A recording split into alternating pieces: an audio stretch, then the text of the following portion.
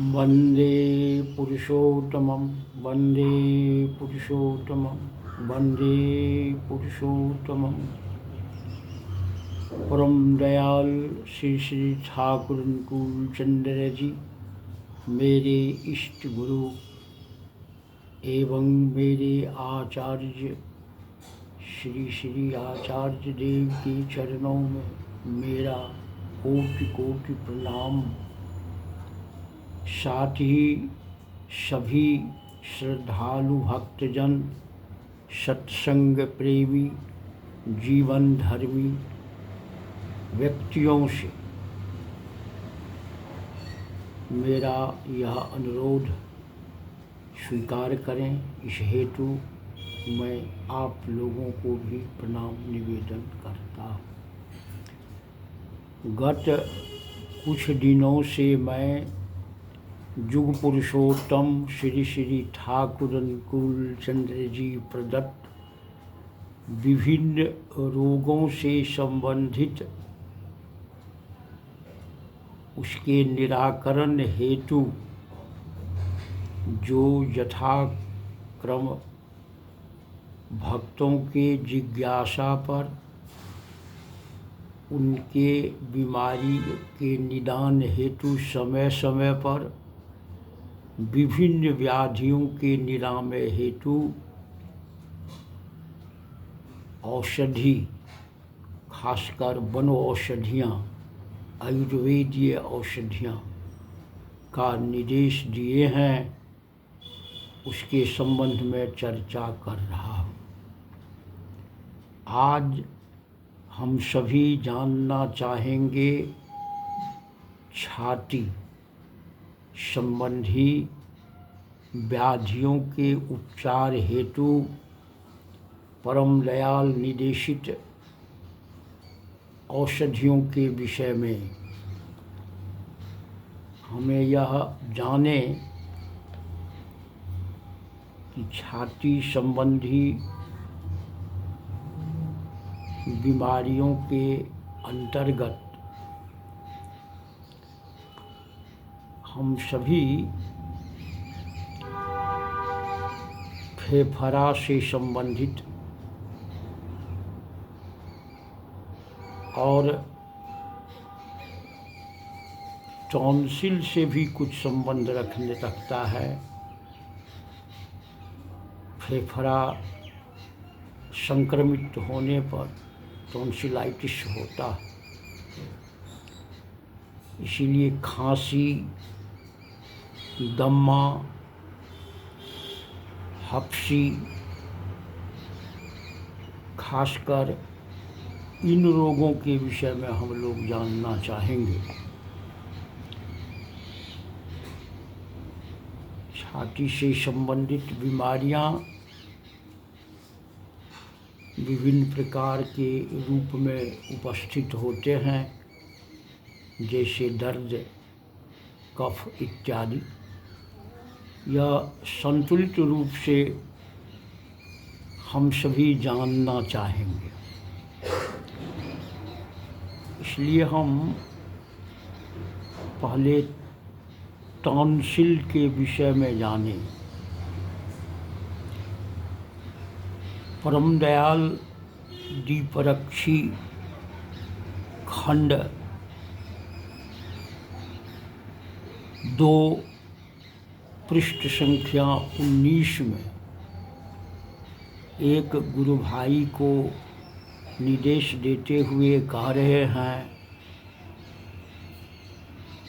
जो अपरिहार्य क्षेत्र को छोड़कर टॉन्सिल का ऑपरेशन कराना अच्छा नहीं है। प्रायः डॉक्टर लोग सुझाव देते हैं, खासकर एलोपैथी में, कि ऑपरेशन करना होगा, लेकिन वह मूलतः रोग का निदान नहीं है, बल्कि अन्य रोग उत्पन्न हो जाते हैं। अपरिहार्य परिस्थिति का अर्थ है जब जीवन मृत्यु का क्षण आ जाए तो उस समय में सुझाव मानकर ऑपरेशन करावें, लेकिन इसे ऑपरेशन नहीं कराना ही अच्छा है। और दवाई के रूप में बोलते हैं एवडेक्स, एक प्रकार की औषधि है जो खाते खाते ठीक हो जाएगा, इसलिए उसे व्यवहार करें। यष्टि मधु,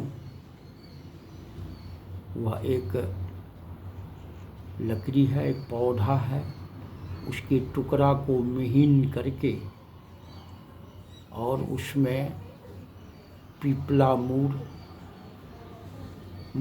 पीपला मूल और शुद्ध मधु मिलाकर सेवन करने से भी वह टॉन्सिलाइटिस खत्म हो जाता है।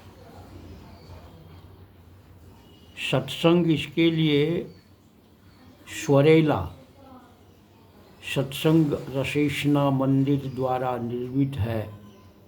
स्वरेला एवं कबल, इसे भी आप व्यवहार लावें तो देखा गया है जो बहुत कुछ लाभ आया है, बहुत ठीक हो।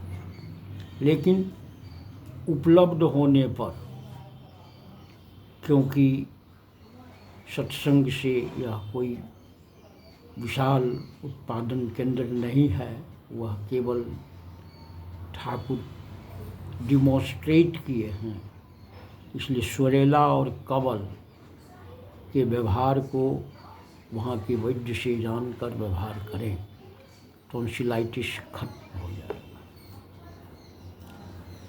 अब हम जाने दम्मा के विषय में। दम्मा एक रोग है जो लंग्स से संबंधित है। ठाकुर जी इसके लिए निदान दिए हैं, पीपल मूल सोंठ चूर्ण करके, पीपल मूल, पीपल जिसे कहते हैं, सोंठ आदि का सूखा हुआ अंश को चूर्ण करके उसके साथ खाने से गला का उपकार होगा। पीपल मूल सोंठ चूर्ण दोनों मिलाकर उसे मधु के साथ मिलाकर खाने से। पूज्यपाद बौरदा भी ऐसे खांसी के दमन के लिए, उसे निरामय के लिए एक भक्त को बोले हैं जो ईख का पुराना गुड़ एवं सरसों का शुद्ध तेल दोनों की मात्रा आधा तौला ही लें और उसे मिलाकर सवेरे खाली पेट में 21 दिन तक खाओगे। हर तरह की तली हुई चीज़ें, कड़वी खट्टी, नए चावल का भात एवं सूखा तथा ये बिल्कुल ही सूखा साग बिल्कुल ही छोड़ देना है। पुष्टिकारक सहज सुपाच्य चीज़ें ही खाओगे। गर्म चीज़ खाने के बाद हठात गर्म स्थान से ठंडे स्थान में जाना इत्यादि निषेध है। इष्ट प्रसंग में ऐसा वरदा बोले हैं कि पुराना ईख का गुड़ विभिन्न प्रकार के होते हैं, तार का, खजूर का, ईख का इत्यादि। ईख का गुड़, उसे सरसों तेल, शुद्ध सरसों के तेल में दोनों समान मात्रा में मिला लें और खाली पेट 21 दिन खाएं। साथ ही परहेज, उसके लिए वो दम्मा को ठीक करने के लिए परहेज में है, लिखे हैं जो तली भुजी चीज़ वो छान करके पापड़ इत्यादि से, कुरकुरे इत्यादि, या चक्का नहीं, कड़वी, ठंडा, नए चावल का भात, सूखा साग या नहीं खाना है, जो पचे वही खाना है। यह इस पूज्यपाद बौरदा का निर्देश है। छाती संबंधी व्याधियाँ विभिन्न प्रकार की हैं। उसे हम दम्मा, हफ्सी इत्यादि। उसी क्रम में खांसी के संबंध में, कफ खांसी के संबंध में ठाकुर जी बतलाए हैं। आलोचना प्रसंग 4 खंड पृष्ठ संख्या 19 में जो तुलसी के पत्ते का रस और मधु मिलाकर खाने से खांसी ठीक हो जाती है। तुलसी के 2-4-10 पत्ते लें, उसका रस निकाल लें और उसमें मधु मिला करके धीरे धीरे उसे लें। पानी, उसके बाद पानी और कुछ नहीं पीना है, इससे खांसी ठीक हो जाएगी। फिर आगे कहते हैं आलोचना प्रसंग 18 खंड पृष्ठ संख्या 139 में कि खूब अच्छी तरह करवा तेल मालिश करोगे, मधु भी खाओगे, बाकस छाल का रस, बाकस वो पौधा है जिसके पत्ते का रस मिला खांसी करते, उसकी छाल का, उसके डंठल के छाल का रस यदि मधु के साथ मिलाकर खाओ तो अच्छा है। रोज नियमित रूप से खाओगे। करवा तेल लगा के मालिश करना है खूब बढ़िया से, और मधु खाना है। मधु के साथ बाकस के छाल का रस मिला करके खाने से खांसी ठीक हो जाती है।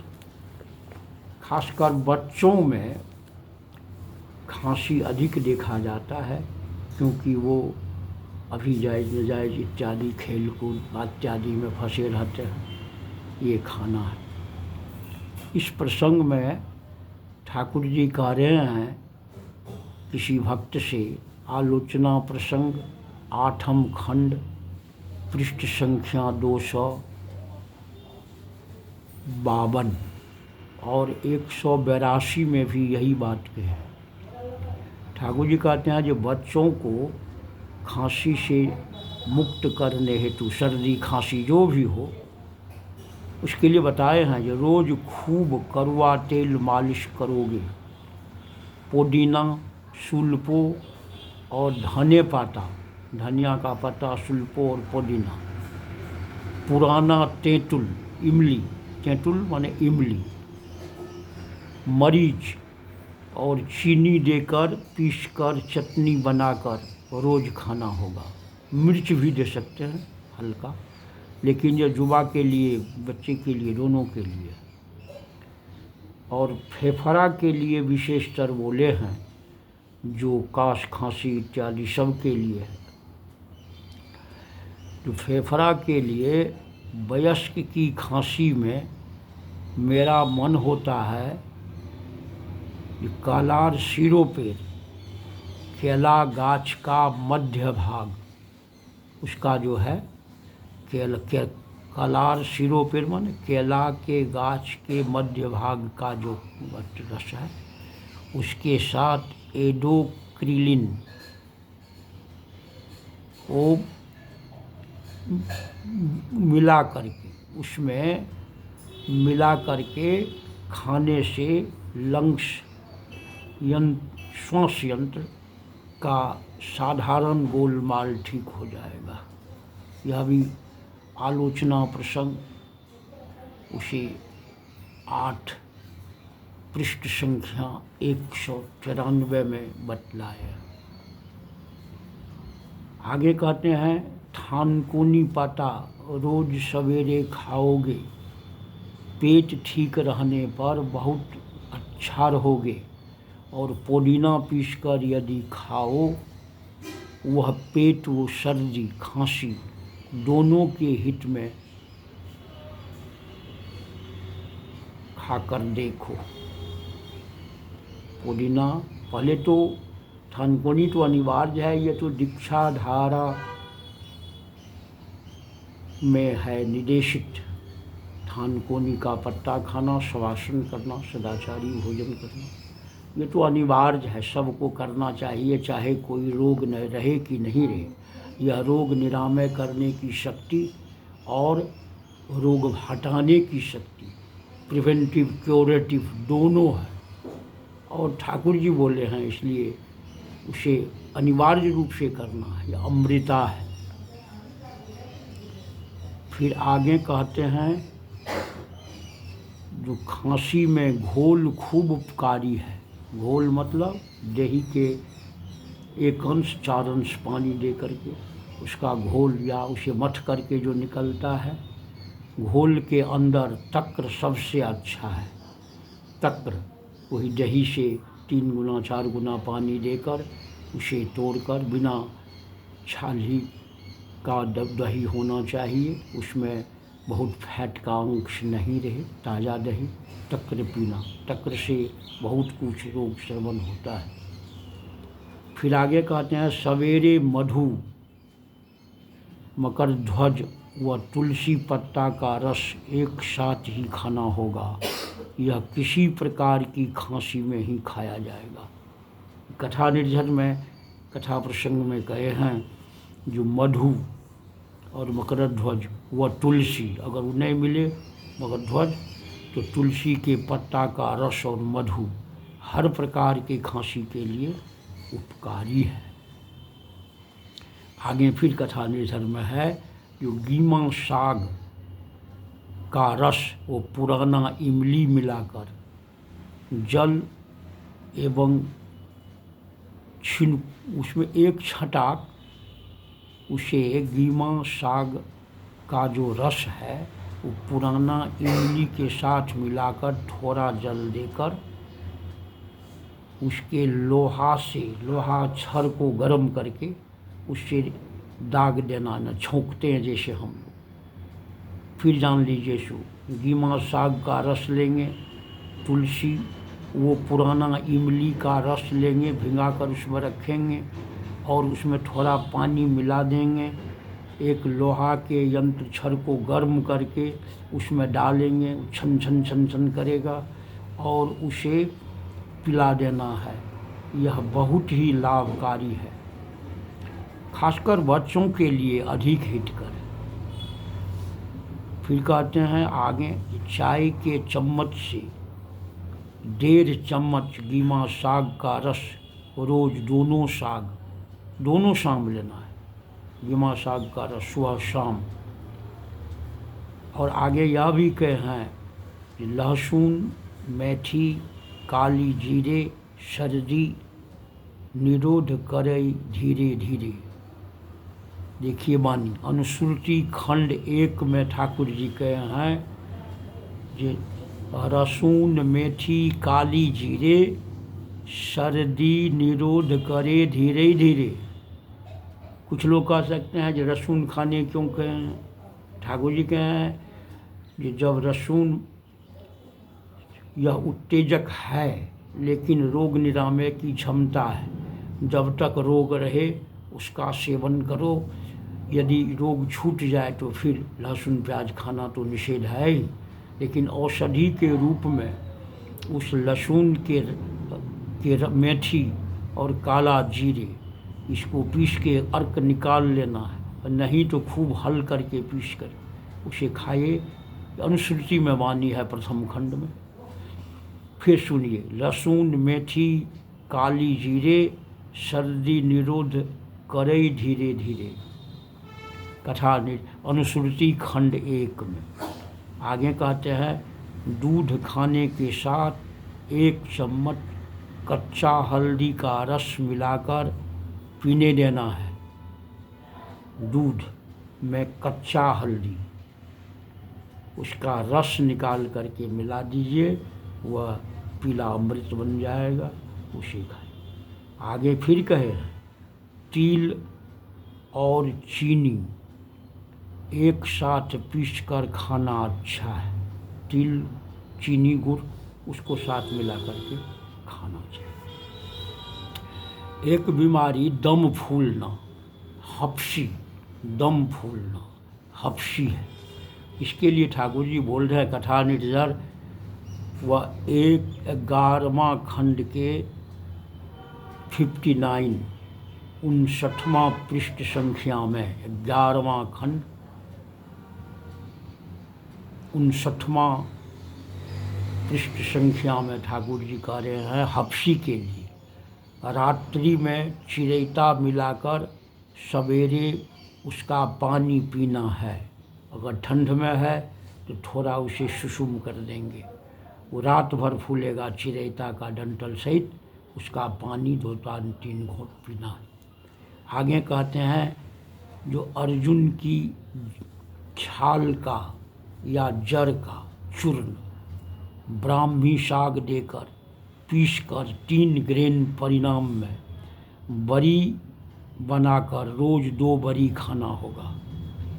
अर्जुन की जड़ का चूर्ण मिट्टी के अंदर जो है उसका निकाल लेना है, उसे सुखा के डस्ट करना है, उसमें ब्राह्मी शाक दे करके उसे भी पीस देना है और 3 ग्रेन परिणाम 3-3 ग्रेन की बरी बना लेना है। बरी जैसा अदौरी बरी बनाते हैं ना, और रोज़ 2 बरी खाना होगा।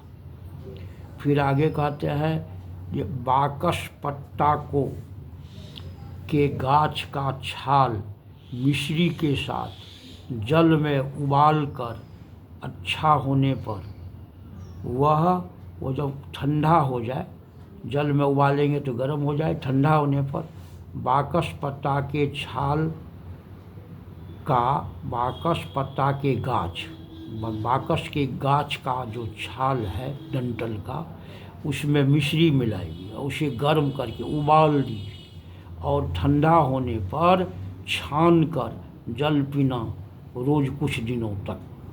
आगे कहते हैं अपांग की जड़ 1 आना भर, गनियारी की जड़ का त्वक छाल 1 आना। अपांग मतलब उल्टा चिड़चिड़ी जिसे हम लोग कहते हैं, उसका जड़ का छाल लीजिए, उसे पीस करके उसे लगाइए, उसे लेना खाना है। फिर आदि उसे बाहर करके सुबह शाम खाना होगा। आगे कहते हैं ये 7 ठो बिशल्या करनी का पत्ता, वो 4 ठो काली तुलसी का पत्ता एक साथ लेकर जितना दूध पी सकते हो और उसके दूध में डालकर खौलाना होगा।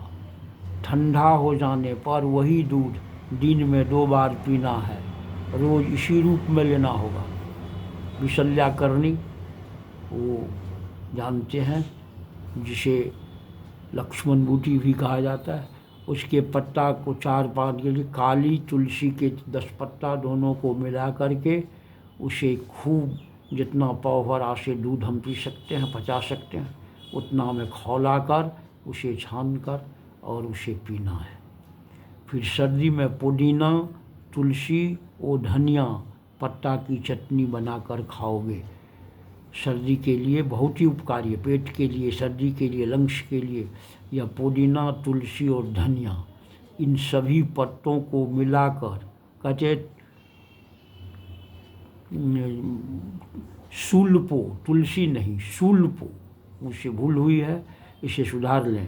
ठाकुर जी कहते हैं कि सर्दी के निरामय के लिए पुदीना, सुल्पो और व धनिया, अगर सुल्पो नहीं मिले तो धनिया, पुदीना धनिया पत्ती की चटनी बनाकर खाओगे। यह आलोचना प्रसंग 20 खंड वाणी संख्या 260 में बतलाया।